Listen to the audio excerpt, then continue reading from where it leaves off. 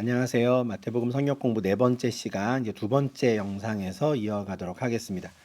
우리가 앞선 영상에서 24절까지 말씀 보았는데 25절에서 예수님께서는 다시 한번 제자들에게, 여러 사람들에게, 거짓 교사들에게, 선지자들에게 미혹되지 말라라는 당부를 다시 한번 하십니다. 보라, 내가 너희에게 미리 말하였노라. 그러면 사람들이 너희에게 말하되, 보라, 그리스도가 광야에 있다 하여도 나가지 말고, 보라, 골방에 있다 하여도 믿지 말라. 내가 너희에게 미리 말했다. 그만큼 당부하시는 거예요. 내가 너희에게 미리 말했어. 그리스도가 광야에 있다 해도 나가지 말고, 골방에 있다 해도 나가지 말라. 앞서서도 여기에 있다 해도 속지 말고 저기에 있다 해도 믿지 말아라 하셨거든요. 똑같은 이야기를 한 번 더 하시는 거예요. 저 멀리에 있다, 아니면 바로 옆에 골방에 있다, 어디에 있다 해도 믿지 말아라. 왜 이런 말씀을 하시냐면요, 27절이 중요하죠. 번개가 동편에서 나서 서편까지 번쩍임 같이 인자의 임함도 그러하리라. 무슨 말이겠습니까?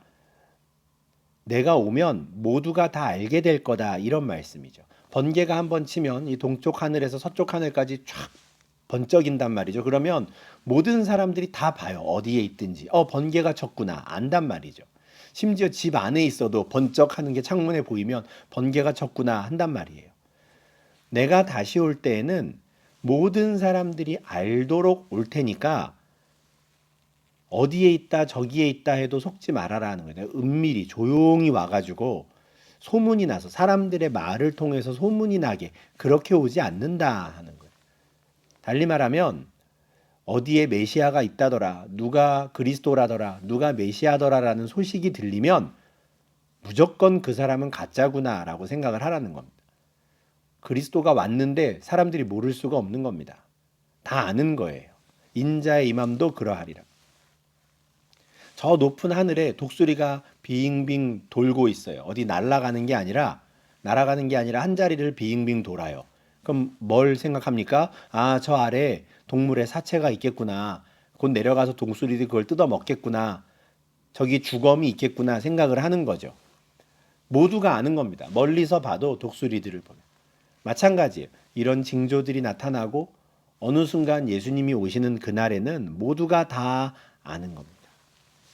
조용히 오지 않으신다는 거예요. 그러니 광야에 있다, 골방에 있다, 여기에 있다, 저기에 있다라는 말을 들어도 우왕좌왕 하지 마라. 속지 말아라. 그날이 되면, 환란이 끝나면, 주님이 다시 오시는 그날이죠. 그날 환란 후에 즉시 해가 어두워지며 달이 빛을 내지 아니하며 별들이 하늘에서 떨어지며 하늘의 권능들이 흔들리리라. 주님이 다시 오시는 그날에는 하늘의 권능이 흔들린대요. 막 하늘에서 막 별똥별이 떨어지고 갑자기 막 자연재해가 일어나고 이런다는 건가? 뭘 묘사하는 건지 모르지만 굉장히 상징적인 표현입니다. 베드로후서 3장 10절에는 베드로는 이렇게 그날을 묘사해요. 주님의 날은 분명히 도둑같이 올 텐데, 갑자기 온단 말이죠. 그날에는 하늘이 큰 소리로 떠나가고 물질이 뜨거운 불에 풀어지고 땅과 그 중에 있는 모든 일이 드러나리로다. 이것도 굉장히 상징적인 언어로 되어 있죠. 하늘이 떠난대요. 무슨 뜻이지 싶습니다. 물질이, 이 땅에 있는 모든 물질이 뜨거운 물에 풀어진대요. 이게 무슨 뜻인지는 알 수 없지만 우리가 그냥 한마디로 좀 종합을 해보면 요한계시록 21장 1절이 될 것 같아요. 마지막 날, 주님이 오신 그날 요한이 이런 환상을 보는 거죠. 내가 새 하늘과 새 땅을 보니 처음 하늘과 처음 땅이 없어졌고 바다도 다시 있지 않더라. 우리 예수님께서 하셨던 그 말씀, 하늘의 권능들이 흔들리리라. 또 베드로가 했던 이 땅이 불에 풀어지리라, 이렇게 말했던 상징적인 언어들은 이렇게 우리가 요약하면 좋겠습니다. 처음 하늘과 처음 땅이 없어지고 바다도 다시 있지 않더라. 창세기 1장에서 하나님께서 창조하셨던 그 땅은 이제는 사라진다는 거예요. 새 하늘과 새 땅이 나타난다는 거예요. 그러면 이 땅이 뿅 없어졌다가 갑자기 뭐가 짜잔하고 새로운 창조를 말하는 것이냐? 그렇게 생각되진 않습니다. 하나님께서는 창조하신 모든 것을 회복하시는 거지 다 없애고 다시 짓지 않으세요. 사람의 육체까지도 그렇잖아요. 우리를 싹 없애버리고 새로운 인간을 창조하지 않으시고 우리를 회복하신단 말이죠. 그리스도를 통해 우리를 회복하시고 우리의 몸을 영화로운 몸으로 바꾸시는 겁니다. 그런 일을 이 자연계에도 피조 세계에도 하시지 않을까 싶은 거예요. 처음 하늘과 처음 땅, 처음 바다를 완전히 새롭게 하셔서 새 하늘과 새 땅이 되게 하시는 거죠. 언제 이 일이 이루어지느냐? 주님이 다시 오시는 그날, 끝날에 그 일이 이루어집니다. 30절 말씀입니다. 그때의 인자의 징조가 하늘에서 보이겠고 그때의 땅의 모든 족속들이 통곡하며 그들이 인자가 구름을 타고 능력과 큰 영광으로 오는 것을 보리라. 아멘이죠. 하늘의 권능들이 흔들리고 인자의 징조. 정말 저기서 주님이 예수가 오는구나라는 징조가 하늘에서 보이는 거예요. 그러면 땅의 모든 족속들이 통곡한다는 겁니다. 왜 하겠습니까? 망했구나 하는 사람들이에요. 여기서 말하는 땅의 모든 족속들은 복음을 거절한 자들입니다. 환란의 시대에 계속해서 복음이 전파됐잖아요. 근데 그렇게 전파된 복음이 모든 민족 가운데 다 전해질 텐데 그들 가운데 복음을 거절한 자들, 그들은 통곡하는 날이 올 겁니다. 주님이 오시는 게 하늘에서 보이거든요. 망했구나. 저들이 한 말이 사실이었구나. 진짜 예수가 오는구나 라는 걸 보며 통곡할 텐데 이미 늦었습니다. 인자가 구름을 타고 능력과 큰 영광 가운데 오셔서 심판하실 거거든요.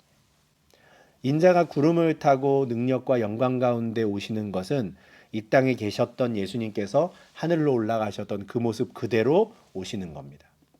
사도행전 1장 11절에서 승천하시는 예수님을 바라보고 있는 제자들에게 천사들이 나타나서 이렇게 말하죠. 갈릴리 사람들아 어찌하여 서서 하늘을 쳐다보느냐. 너희 가운데서 하늘로 올려지신 예수는 하늘로 가심을 본 그대로 오시리라. 올라가신 그대로 올 거다. 그러니 언제 오시나 이제 오시나 저제 오시나 하늘만 쳐다보고 있지 말아라. 그럴 필요 없다. 때가 되면 오실 거니 너희 할 일을 해라. 이렇게 일깨우는 말씀이었죠. 주님이 다시 오시는 그날은 은밀히 이루어지지 않습니다. 온 사방에 온 땅에 있는 사람들이 다 알게 될 거예요. 큰 능력과 영광 가운데 오실 거고요. 큰 나팔 소리와 함께 올 겁니다. 그냥 말 그대로 시끌벅적하게 왕으로서 이 땅에 오시는 거죠. 2000년 전에 처음 오셨을 때에는 아무도 모르게 베들레헴에서 그렇게 태어나셨어요. 그렇게 겨자씨 한 알과 같이 작게 시작한 천국이 온 땅을 덮게 되는 그날, 하나님의 나라가 온 땅을 덮게 되는 그날, 주님은 그 영원한 하나님 나라의 왕으로 또 심판자로 오실 것이기 때문에 그에 합당한 권능과 영광 가운데 큰 나팔 소리와 함께 오시는 것이죠. 그리고 천사들을 보내서 택하신 자들을 하늘 이 끝에서 저 끝까지 모으시는 겁니다. 앞서 예수님께서 이 택하신 자들을 위해 그 환란의 날을 줄일 것이다 이렇게 말씀하셨잖아요. 그렇게까지 하며 보호하시고 지키셨던 그 택하신 자들을 사방에서 하늘 이 끝에 저 끝에서 불러 모으시는 겁니다.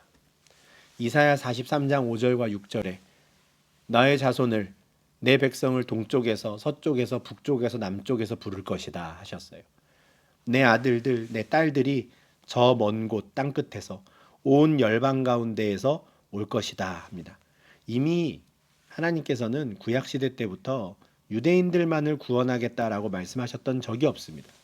아브라함을 통해 땅의 모든 족속이 복을 받게 하실 것이다 했고요. 이 온 땅이 하나님의 백성으로 가득 차는 충만케 되는 그것이 이미 창세전에 예정하셨던 하나님의 계획이잖아요. 그 계획이 이루어지는 그날 온 사방에서 하나님의 백성들이 불러 모아져 그 앞에 서는 것이죠. 우리의 소망이 되는 날이 바로 그날입니다. 그날을 기대하고 소망하며 우리가 이 땅 가운데 난리와 난리의 소문을 듣더라도 거짓 교사들, 거짓 선지자, 거짓 그리스도들로 인해서 참 마음이 무거워지는 때에도 우리가 낙심하거나 두려워하지 않아야 합니다. 우리에겐 이 소망이 있으니까요. 주님이 다시 오셔서 당신의 백성들을 다 부르실 겁니다.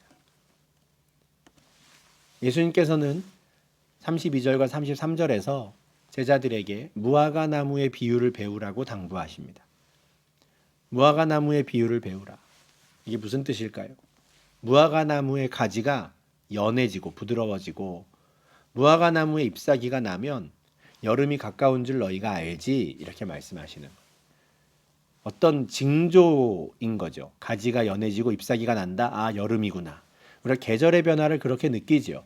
어느 날 공기가 좀 따뜻해지면 아, 봄이 오겠구나 합니다. 낙엽이 조금씩, 단풍이 조금씩 들기 시작하면 아, 가을이 오겠구나.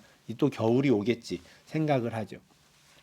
똑같은 식으로 이와 같이 너희도 이 모든 일을 보거든, 지금까지 예수님께서 하셨던 징조들을 보거든 인자가, 예수님이죠, 내가 가까이 있다는 것을, 내가 곧 문 앞에 다 왔다는 것을 깨달아라 말씀하시는 거예요.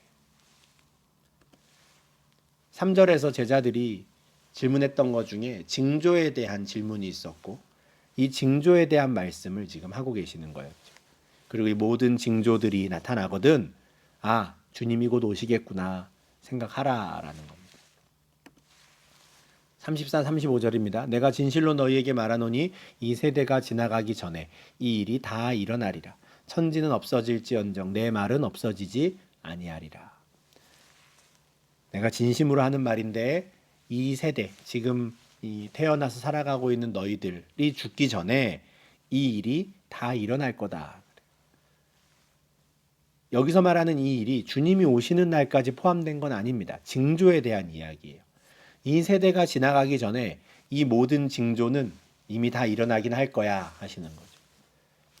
앞서 말씀드린 대로 AD 70년에 로마 제국의 군대가 예루살렘을 무너뜨리고 성전을 짓밟고 그곳에 가증한 것을 세우는 것부터, 심지어 그 이전에 거짓 교사들이 나타나는 것, 전쟁의 소문, 난리와 난리의 소문이 듣는 것, 이미 다 그 세대 가운데 다 일어나는 일이죠.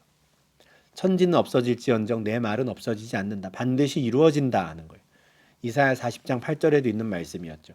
풀은 마르고 꽃은 시드나 우리 하나님의 말씀은 영원히 서리라 하라. 내가 이야기하는 거 다 이루어진다. 실제로 예수님이 하신 모든 말씀들이 다 이루어졌습니다. 근데 아직 이루어지지 않은 게 딱 하나 있어요. 내가 속히 오리라 하셨던 그 말씀이죠. 주님이 다시 오신다라는 그 말씀을 빼고는 모든 징조도 다 이루어졌고요. 마지막 날이 가까웠다는 모든 말씀들이 다 이루어졌어요. 그럼 중요한 건 이제 언제 오실까 하는 거죠. 이제 하나 남았잖아요. 주님이 속히 오리라 하셨는데 언제 오실까? 그거 하나 남았는데 36절에서 예수님께서는 그러나 그 날과 그때는 아무도 모른다 하세요. 주님은 속히 오십니다. 그런데 언제 오실지는 모른다는 거예요. 제자들이 질문했던 것 중에 첫 번째가 이거였죠. 어느 때에 이런 일이 있겠습니까? 우리에게 좀 알려주십시오. 만약에 그때를 알면 뭐 하루나 이틀 전에 준비할 수 있으니까 아마 유리하다 생각했을 거예요. 근데 예수님께서는 그날과 그때는 아무도 모른다. 심지어 하늘의 천사도 모른다. 천사들은 모를 수 있습니다. 그죠? 이들은 하나님께서 시키시는 대로 일만 하면 되니까 천사들은 모른다.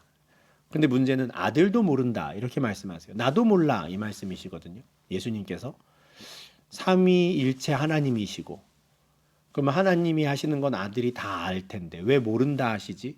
이 말씀 때문에 예수님은 하나님보다 열등한 신이다 또 이렇게 말하는 이단들이 있었습니다. 근데 그런 뜻이 아니에요. 지금 예수님이 이 말씀을 하실 때 예수님은 어떤 상황이십니까? 스스로 하나님과 동등됨을 취할 것으로 여기지 않으신 상태란 말이에요. 빌립보서 2장 6절 7절이죠.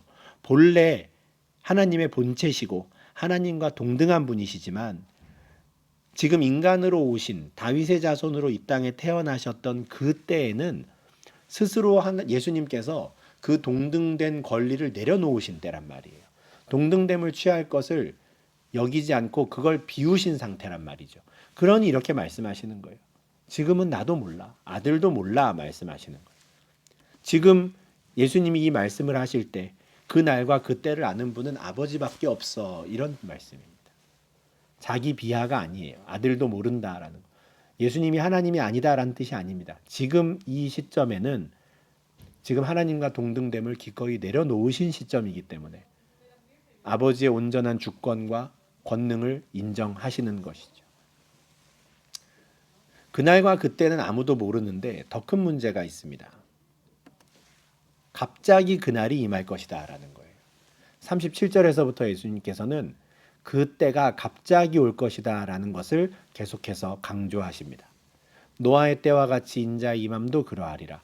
홍수 전에 노아가 방주에 들어가기 전날까지 사람들이 먹고 마시고 장가들고 시집가고 있으면서 홍수가 나서 그들을 다 멸하기까지 깨닫지 못하였으니 인자의 임함도 이와 같으리라. 노아의 때 일어난 일이 내가 올 때도 똑같을 거다. 노아의 시대 때 홍수가 있었잖아요. 근데 홍수 전에 노아가 방주에 들어가기 전날까지도 사람들은 어떻게 했습니까? 일상을 살았다는 거예요. 먹고 마시고 장가들고 시집가고 지극히 일상적인 일이죠. 예수님이 말씀하시는 노아 시대 사람들의 모습에는 어떤 죄에 대한 내용이 없어요. 창세기 6장 11절 12절에서는 노아 시대 때 사람들에 대해서 부패했다, 죄가 가득했다 이런 평가밖에 없거든요. 온 땅이 하나님 앞에 부패했고 포악함이 땅에 가득했고 땅이 부패했고 땅에 사는 모든 혈육 있는 자의 행위가 부패했고 이러니 심판이 있었던 건데, 예수님께서는 일부러 그러신 것 같아요. 이 죄에 대한 걸 말씀하지 않으시고 오히려 그들이 그냥 지극히 일상을 살았다라는 걸 강조하세요. 먹고 마시고 장가들고 시집가고 홍수가 나는 그날까지도 그들은 그냥 그렇게 살고 있었는데 갑자기 홍수가 났다 하는 거예요. 갑자기 일어난다. 이게 지금 강조되는 겁니다. 인자의 임함도 이와 같으리라. 갑자기 주님이 오시니 땅의 모든 족속들이 통곡하는 거예요. 갑자기 일어나지 않으면 통곡할 사람이 아무도 없겠죠. 미리미리 준비할 테니까요. 날이 정해져 있으면 준비하면 되니까. 통곡할 사람이 없는데 문제는 갑자기 일어나기 때문에 통곡하는 자들이 생기는 겁니다. 주님이 오실 때 같이 밭을 갈고 있던 두 사람, 같이 맷돌질을 하고 있던 두 사람의 처지가 완전히 나뉘게 됩니다. 갑자기 벌어져요, 이 일도. 아무것도 모르고 일상을 살죠. 밭에서 일하고 맷돌질. 남자와 여자의 그 당시 아주 일상의 모습입니다. 그런데 그렇게 일상을 살던 사람들 중에 한 사람은 데려가고 한 사람은 버려둠을 당할 것이다. 이게 주님이 다시 오시는 날 벌어질 일인 거예요. 참 무서운 말씀인 것 같은데, 일단 한 사람은 데려간다. 주님이 다시 오시면 천사들을 보내서 사방에서 모으겠다 하셨거든요. 이 일을 하시는 거죠. 동서남북 어디에나 있는 하나님의 백성들을 천사들을 보내서 데리고 옵니다. 데려가는 거예요. 그러면은 버려둠을 당한다? 이거 너무 잔인한 것 같은데 너무한 것 아닙니까? 라는 생각이 들 수도 있지만, 사실 이 버려둠을 당한다라는 건요, 그들의 처지가 바뀌지 않는다라는 뜻으로 이해해야 합니다. 예수님이 오시기 전부터도 복음을 거절한 자들은요, 이미 내버려 두고 계셨거든요. 그 상태 그대로. 이게 로마서 1장에 있는 말씀입니다.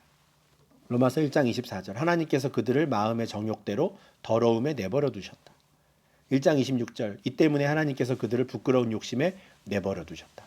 그냥 원래부터도 이들은 내버려 두신 상태에 있었어요. 근데 주님이 다시 오신다고 해서 이들의 상태가 달라지느냐? 아니에요. 그냥 내버려 두신 그대로 그냥 두는 겁니다. 그게 버려둠을 당했다, 이런 뜻이에요. 버려둠을 당했다라 그러니까 굉장히 잔인한 표현 같지만 그냥 그들이 원하는 대로 그냥 살게 내버려 두셨다는 뜻입니다. 그걸 하나님 바꾸지 않으신다는 거예요. 하나님 너무하신 것 아닙니까? 전능하신 하나님인데 억지로라도 그들을 좀 하셔야 되는 것 아닙니까? 하나님은 절대 억지로 하지 않으십니다. 로마서 1장 28절에 그들을 그냥 내버려 두시는 이유를 아주 분명하게 말씀하세요.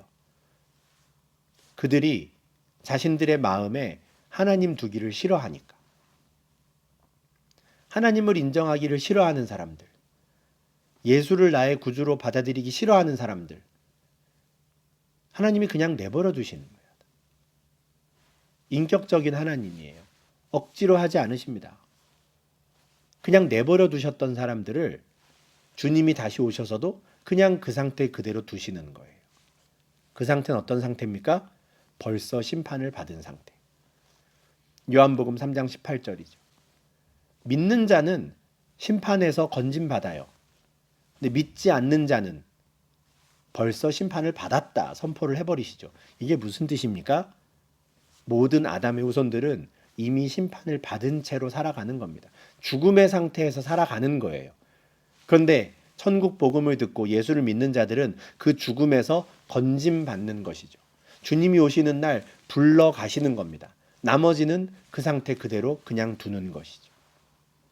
갑자기 그 일이 벌어집니다. 주님이 갑자기 오시면 데려가는 자들이 있고요. 아니면 그냥 그 상태 그대로 벌써 심판을 받은 채로 두는 자들이 있는 것이죠. 그러니 어떻게 해야 할 것인가? 제자들은 그때가 언제인가를 알고 싶었는데, 그래서 잘 준비하고 싶었는데, 그때는 모른다. 아버지만 아신다. 근데 만약에 그 일이 벌어지면, 그날이 오면, 그날이 갑작스럽게 벌어지면, 오면 이런 일이 벌어진다는 거예요. 그런 제자들은 어떻게 해야 하는가? 깨어 있어야 합니다. 이 42절이 사실 24장과 25장 전체를 아우르는 가장 핵심적인 주제 말씀이라고 할 수 있어요. 깨어 있어라. 예수님의 대답은 명확합니다. 그때가 언젠지 모르겠는데요. 그래? 그럼 깨어 있어. 어느 날에 너희 주가 임할는지 알지 못한다. 과연 깨어 있는다는 게 무엇일까? 이거에 대해서는 이제 24장, 25장에서 예수님께서 비유로 하시는 여러 말씀들을 통해서 우리가 잘 고민해서 깨달아야 됩니다. 아, 이런 삶이 깨어있는 삶이구나. 저런 삶이 깨어있는 거구나. 우리가 이제 24장, 25장이 이어지는 예수님의 비유를 통해서 배우게 될 겁니다. 근데 우리가 왜 깨어있어야 하는가? 이유는 너무 분명해요. 언제 주님이 오실지 모르니까예요. 제자들은 어느 때에 이런 일이 있겠습니까? 라고 했는데 그때는 몰라. 근데 모르더라도 준비할 수 있어. 너희가 깨어있으면 돼. 이렇게 말씀하시는 거예요. 징조는 이미 알려주셨잖아요. 그 수많은 징조들을 보며 늘 경각심을 가지며 깨어있는 삶을 살아야 되는 거예요. 그러면 언제 주님이 오시든지 괜찮은 거죠. 주님을 기쁨으로 맞이하면 되는 겁니다. 통곡하지 않을 수 있는 거예요. 예수님께서는 갑자기 오신다는 말씀을 반복해서 하십니다. 그만큼 깨어 있어야 한다는 말씀을 하시는 건데 43, 44절입니다. 너희도 아는 바니 만일 집주인이 도둑이 어느 시간에 올 줄을 알았더라면 깨어 있어 그 집을 뚫지 못하게 하였으리라. 이러므로 너희도 준비하고 있으라. 생각하지 않은 때에 인자가 오리라. 한번 생각해 봐라. 도둑이 언제 올 줄 알면 그 도둑이 그 집을 뚫을 수 있겠느냐? 근데 왜 도둑을 맞습니까? 언제 도둑이 올지 모르기 때문에. 갑자기 오니까. 그런데 예수님께서 갑자기 이렇게 오신다는 거예요. 앞서 베드로가 했던 말씀도 우리가 보았죠. 주의 날이 도둑같이 임한다. 갑자기 오는 거예요. 그러니 우리는 항상 준비하고 있어야 되는 겁니다. 생각하지 않은 때에 인자가 오더라도 우리는 항상 준비하고 있어야 돼요. 어느 순간 번개가 번쩍 치는 것처럼 주님께서 갑자기 오실 텐데 언제 오시든지 괜찮도록 준비하고 있는 것. 그게 깨어 있는 거예요. 깨어있는 삶이란 무엇인가? 첫 번째 비유로 예수님이 45절부터 말씀을 해주십니다. 충성되고 지혜 있는 종이 되는 것, 이게 깨어있는 삶입니다. 이런 예를 들어 설명해 주시는 거예요. 충성되고 지혜 있는 종이 되어 주인에게 그 집 사람들을 맡아 때를 따라 양식을 나눠줄 자가 누구냐? 주인이 올 때 그 종이 이렇게 하는 것을 보면 그 종이 복이 있으리로다. 비유입니다. 어떤 주인이 어디 자리를 비우고 딴 데로 가야 되는 상황인 것 같아요. 그래서 자기 집에서 일하는 종들에게 때를 따라 양식을 나눠줄 사람을 한 사람 찾았습니다. 우리식으로 말하면 이제 월급을 나눠줄 사람이죠. 내가 없는 사이에 너가 이거 통장을 가지고 있으면서 정확히 정한 날짜에 월급을 잘 나눠줘 하는 겁니다. 아무에게나 맡기진 않겠죠. 충성되고 지혜 있는 종처럼 보이는 그렇게 생각하고 있었던 그 종에게 그 일을 맡길 겁니다. 21장에 나왔던 그 소작농들의 비유와 좀 비슷한 그림이에요. 어떤 집 주인이 포도원을 만들고 포도원을 잘 준비한 다음에 소작농들에게 세를 주고 타국으로 가잖아요. 이처럼 믿을 만한 사람이다라고 판단이 되어서 그 일을 맡기고 잠시 자리를 비우는 겁니다. 근데 주인이 이제 자기 일을 마치고 돌아왔어요. 갑자기 왔겠죠. 근데 갑자기 주인이 나타났는데 역시나 그 종이 주인이 바랬던 그 일을, 주인이 맡겼던 일을 잘 하고 있는 것을 본다면 얼마나 듬직하겠습니까? 그 종이 복이 있는 거죠. 역시 내가 사람 잘 봤구나. 넌 충성되고 지혜 있는 종이었구나. 칭찬을 들을 것이고요. 나아가 앞으로도 계속해서 주인이 그 모든 소유를 그에게 맡기리라. 예수님 말씀이에요. 내가 없을 때에도 이렇게 잘 했으니 앞으로 계속 너한테 맡길게. 내가 돌아왔지만 너가 계속 이 소유를 맡아서 양식을 나눠줘 한다는 겁니다. 얼마나 영광스러운 일이겠습니까? 종 입장에서 주인에게 인정받는 종, 이거는 굉장히 영광스러운 일이죠. 복이 있는 겁니다. 그런데 만약에 알고 봤더니 그 종이 악한 종이었다면, 주인이 충성되고 지혜 있는 종인 줄 알고 일을 맡겼는데 그 사람이 악한 종이었다면 이렇게 되지 않겠는가? 라고 하면서 말씀을 하시는 거예요. 만일 그 악한 종이 마음에 생각하기를 주인이 더디 오리라 하여 동료들을 때리며 술 친구들과 더불어 먹고 마시게 되면 생각하지 않은 날 알지 못하는 시각에 그 종의 주인이 이르러 엄히 때리고 외식하는 자가 받는 벌에 처하리니 거기서 슬피 울며 이를 갈리라. 무서운 선포죠. 근데 알고 봤더니 그 종이 악한 종이라서 혼자 이렇게 생각하는 거예요. 주인 늦게 올 것 같은데, 이번에 한참 걸릴 것 같은데. 그래서 때가 되면 양식을 나눠줘야 되는데 나중에 한 번에 하지 뭐, 이렇게 게으름을 부리는 겁니다. 게으름만 부릴 뿐만 아니라 양식을 받으러 온 동료들을 때리는 거예요. 저리 가, 내 거야. 주인이 맡긴 것을 자기 거라고 착각을 하고 동료들을 때려서 돌려보내요. 양식을 주지 않고. 그리고 자기 술 친구들을 불러서 먹고 마시고 흥청망청 산다면 어떻게 되겠습니까? 생각하지 않은 날, 알지 못하는 시각에 갑자기 주인이 나타나서 똑같이 갚아줄 거다라는 겁니다. 동료들을 때렸잖아요. 주인이 그 종을 때릴 겁니다. 엄히 때리고 똑같이 갚아주는 거예요. 그리고 외식하는 자가 받는 벌에 처합니다. 외식하는 자, 위선자죠. 왜 이 악한 종을 위선자라고 했을까요?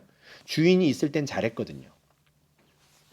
주인이 있을 때는, 같이 있을 때에는 그 마음에 들려고 엄청 충성되고 지혜 있는 종처럼 굴었어요. 그 주인이 속은 거예요. 그래서 일을 맡겼는데 알고 봤더니 얘가 악한 종인 거죠. 위선자, 주인을 속인 자. 거짓 선지자들이 이런 사람들이죠. 겉으로는 양의 탈을 쓰고 있으나 속으로는 사나운 이리가 있는, 노략질하는 이리가 들어있는 자. 그들이 받는 벌이 뭡니까? 바깥 어두운 데 쫓겨 슬피 울며 이를 가는 거. 암만 그곳에서 통곡해도 소용이 없습니다. 끝났어요. 생각지 않은 날 갑자기 온 주인이 심판을 내리고 끝나는 겁니다. 그러니 깨어있는 삶은 뭐겠습니까? 주인이 있을 때에나 없을 때에나 나에게 맡겨진 일을 잘 감당하며 사는 것. 그게 충성되고 지혜 있는 종인 거죠. 42절에서 예수님께서 그러므로 깨어있으라 하셨어요. 어느 날에 주님이 다시 올지, 내가 다시 올지 모르니까 너희는 깨어있어 하셨거든요. 그 깨어있음, 첫 번째, 충성되고 지혜 있는 종이 되어라. 내가 너희에게 맡기는 일, 이제 제자들에게 어떤 특별한 사명을 맡기실 텐데 두려워하지 말고 환난 중에도 그 일을 잘 감당하고 있어라. 내가 속히 오리라 말씀하시는 거죠. 깨어있는 삶의 또 다른 모습들이 이제 25장에 나오는 세 가지 비유를 통해서 예수님께서 이제 가르쳐 주십니다. 열처녀의 비유, 달란트 비유, 또 양과 염소의 비유, 다 유명한 비유들이죠. 이 비유의 말씀들은 이 마지막 날에 관한 이 24장, 25장에 이어지는 이 설교에 들어가 있는 거예요. 다 깨어있는 삶이 무엇인지 제자들에게 가르쳐 주고자 하시는 비유의 말씀입니다. 우리가 이런 맥락에서 우리가 다음 주에 이제 25장의 이 비유들을 좀 살펴볼 수 있으면 좋겠습니다. 네, 이렇게 해서 우리 24장 말씀 마무리할 텐데 24장은 지금 마지막 날이 언제일지 그 때와 징조를 물었던 제자들의 질문에 대한 대답으로 예수님께서 해주신 내용이었고요. 징조들은 이미 차고 넘치게 나왔습니다.